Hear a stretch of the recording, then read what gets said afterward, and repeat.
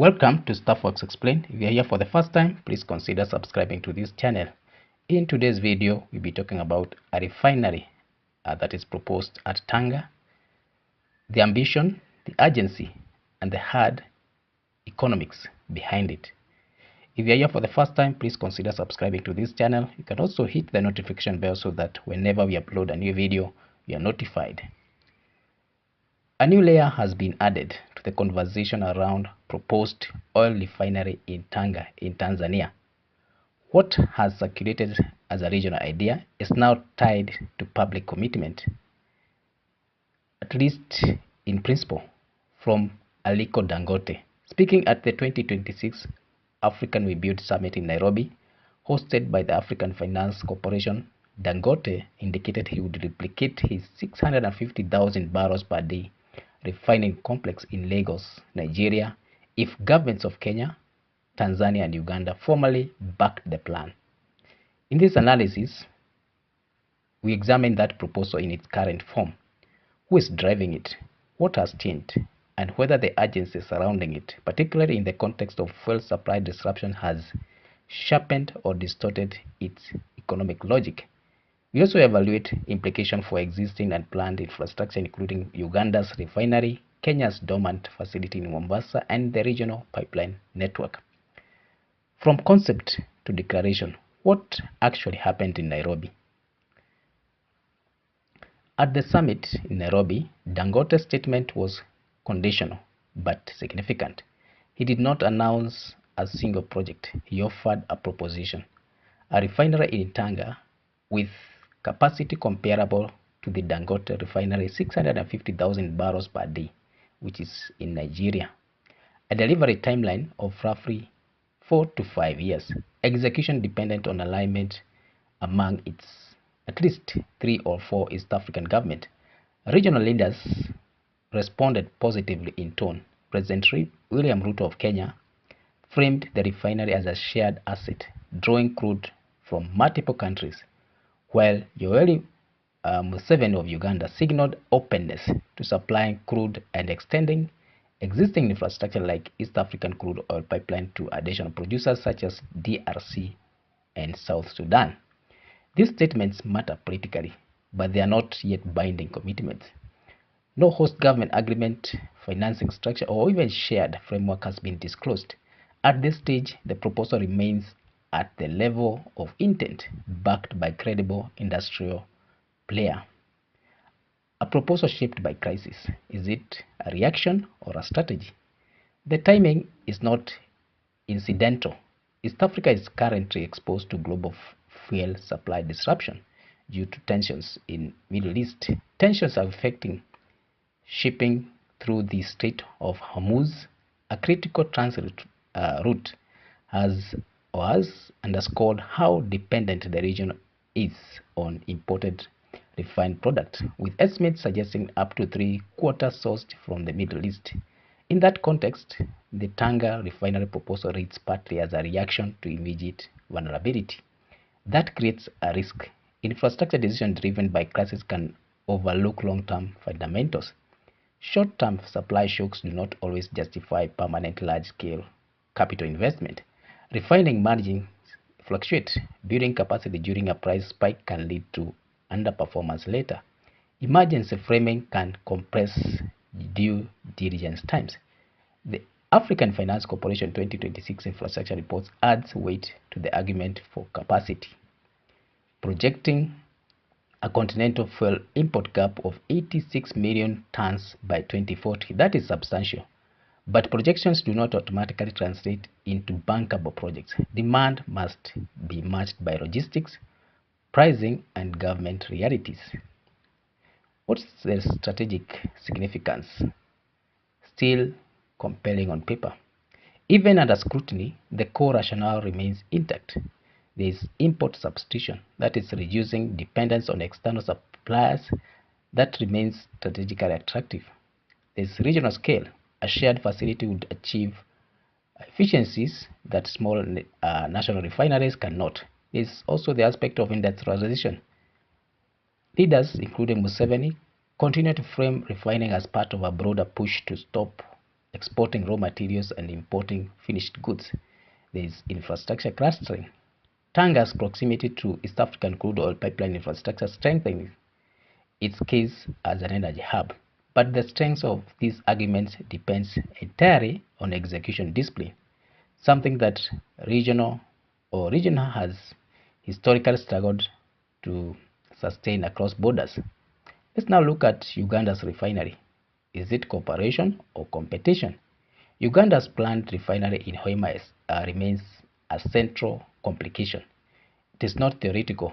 It has a defined capacity of about 60,000 barrels per day, which is also expandable. There's a lead investor structure, government commitment over more than a decade. At the Nairobi summit, Kenya signaled willingness to invest in Uganda's refinery even as it endorsed the Tanga proposal. That dual-track approach raises a fundamental issue. Can two refineries exist or coexist sustainably in the same regional market? Possible, but only under strict conditions: clear segmentation of crude supply, differentiated product markets, coordinated capacity planning. Without that, the region risks overbuilding, splitting limited crude supply and demand between competing facilities. Uganda's statement that it could supply crude oil to Tanga should read cautiously. It signals openness, not a reallocation of a strategy. Now let's look at Kenya's position between opportunity and displacement. Kenya's stance is pragmatic but internally conflicted. We have the Mombasa question. Kenya Petroleum Refinery Limited, which is now owned by Kenya Pipeline Company, has long ceased refining operations and functions as a storage terminal. A high-capacity refinery in Tanga would likely cement that status. Revival becomes harder to justify when a modern large-scale facility operates within the same coastal corridor. There's also upstream uncertainty in Kenya. Kenya's oil production, which was previously led by Tullow Oil and now by Gulf Energy in Turkana, has yet to reach commercial scale.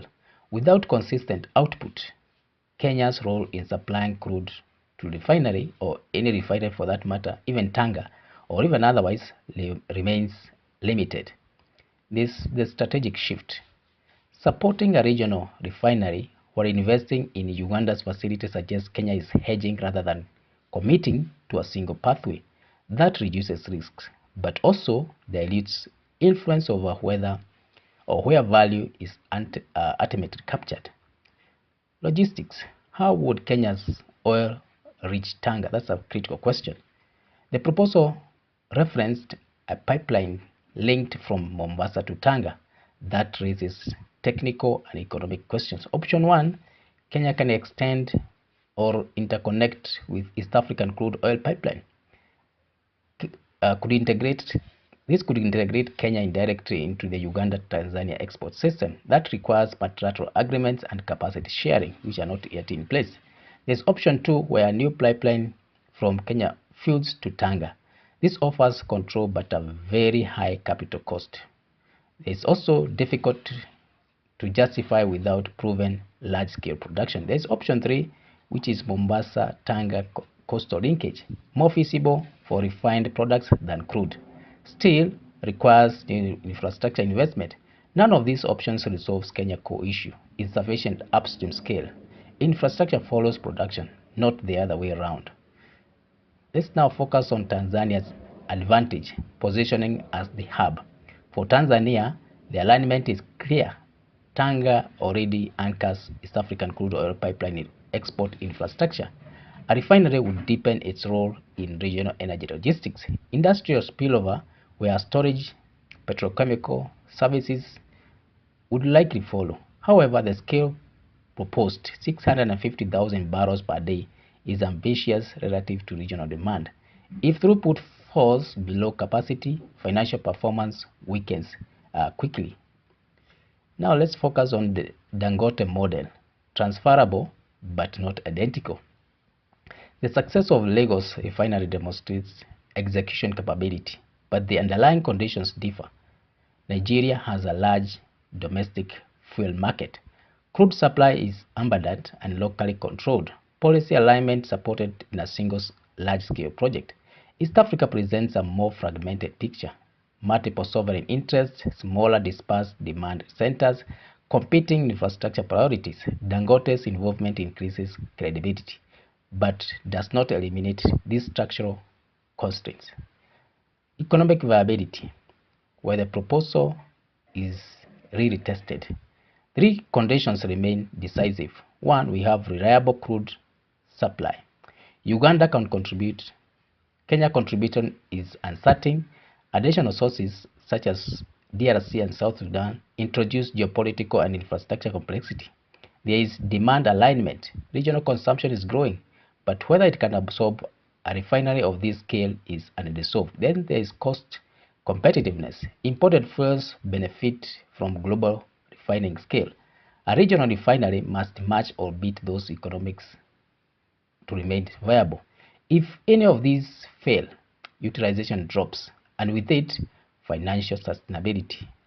Let's focus on regional politics. The alignment remains fragile. That's our take. Nairobi summit projected unity. The underlying dynamics are less settled. Uganda balancing its own refinery with regional expectation. Kenya protecting Mombasa's strategic role. And then we have Tanzania consolidated infrastructure advantage. Shared infrastructure requires shared governance. That has historically been the hardest part. Now, the final assessment. We see that it's viable, but only under disciplined condition. The Tanga Refinery proposal has moved from abstract discussion to a politically endorsed concept with credible industrial proponent in the name of Aliko Dangote. It reflects both long-term ambition and short-term anxiety over fuel scarcity. Its viability, however, depends on choices that has not yet been made.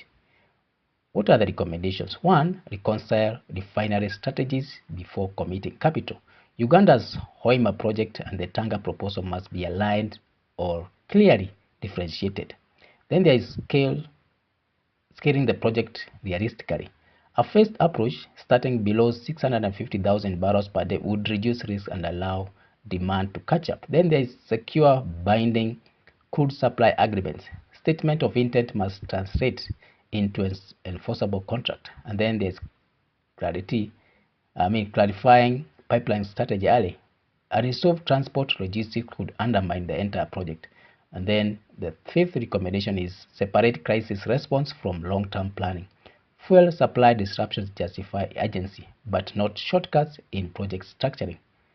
A refinery in Tanga could shape East African energy landscape, but as it stands, it's a proposal carried by momentum and political alignment rather than fully established economics. Whether it becomes a cornerstone of regional integration or another overextended infrastructure ambition will depend on how quickly rhetoric gives way to disciplined execution. So thank you for reaching this far. If it's your first time here, please consider subscribing to this channel. You can also leave your comment, leave your comment on this topic. What you think about this proposal and whether it stands ground. You can also share, like, and watch other videos that you have made on this channel or similar projects in Kenya, in East Africa in general, and Africa. So thank you, and let's meet in the next one.